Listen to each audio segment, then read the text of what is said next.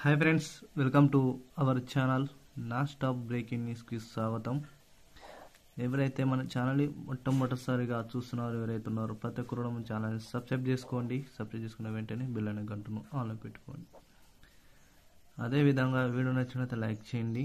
తెలంగాణలో కానీ ఆంధ్రప్రదేశ్లో కానీ ఎప్పటికప్పుడు మీకు వీడియోస్ అనేది మన ఛానల్లో అందుబాటులో ఉంచడానికి పూర్తిగా మీకు ఉపయోగపడుతుంది. కాబట్టి ప్రతి ఒక్కరు కూడా మన ఛానల్ సబ్స్క్రైబ్ చేసుకోండి.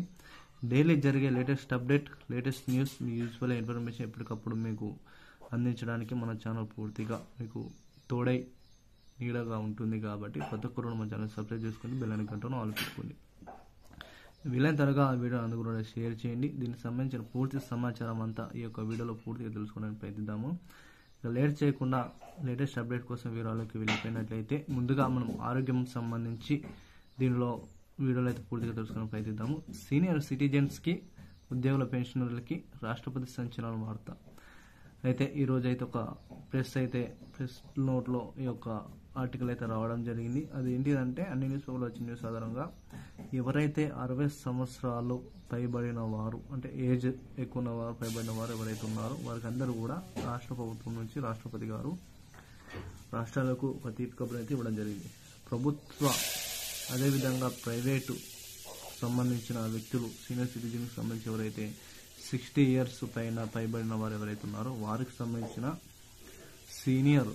చూసుకున్నట్లయితే సీనియర్ సిటిజన్ కార్డు ఏదైతే ఉందో, సీనియర్ సిటిజన్ కార్డును బదిలీ చేయాలని పేర్కొనడం జరిగింది.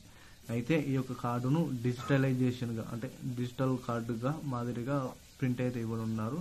ఎందుకంటే ఆరోగ్యాన్నే ప్రాధాన్యతగా, మొట్టమొదటిసారిగా ఆరోగ్యానికి ప్రాధాన్యత ఇచ్చే విధంగా ఉద్యోగులకు, పెన్షనర్లకు, సీనియర్ సిటిజన్స్కి రాష్ట్రపతి నుండి పిలుపు అయితే రావడం జరిగింది. మొదటగా మీకు ఆరోగ్యం పట్ల అవగాహన మంచిగా ఉండాలి కాబట్టి, ప్రతి ఒక్కరు కూడా ఆరోగ్యం పట్ల ఇవన్నీ ఉండాలి కాబట్టి సీనియర్ సిటిజన్స్కి ఒక డిజిటల్ కార్డును అయితే ఏర్పడుతున్నారు. డిజిటల్ కార్డులో చూసుకున్నట్లయితే మనము రైట్ సైడ్ లో చూసుకున్నట్లయితే మనకు ఆల్రెడీ ఇక్కడ ఫోటో అయితే ఒక వ్యక్తి ఫోటో కనిపిస్తుంది.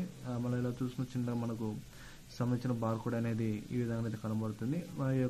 వాటికి సంబంధించిన ఈ ఇన్ఫర్మేషన్ అనేది ఒక వ్యక్తి ఎవరైతే ఉన్నారో వ్యక్తికి సంబంధించిన నేము, అదేవిధంగా అడ్రస్, అదేవిధంగా ఏజ్, ఇవన్నీ కూడా మెన్షన్ చేయడం జరుగుతుంది. ఈ యొక్క కార్డు కూడా ఏదైతే ప్రైవేటు హాస్పిటల్స్ ఉన్నాయో, ప్రభుత్వ హాస్పిటల్ ఉన్నాయో వీటిని అయితే ఉపయోగించుకోవచ్చని రాష్ట్ర ప్రభుత్వాలకు అయితే మనకు రాష్ట్రపతి గారు అయితే ఆమోదం తెలపడం జరిగింది. వీడియో నచ్చినట్లయితే లైక్ చేయండి, షేర్ చేయండి. Thank you to all.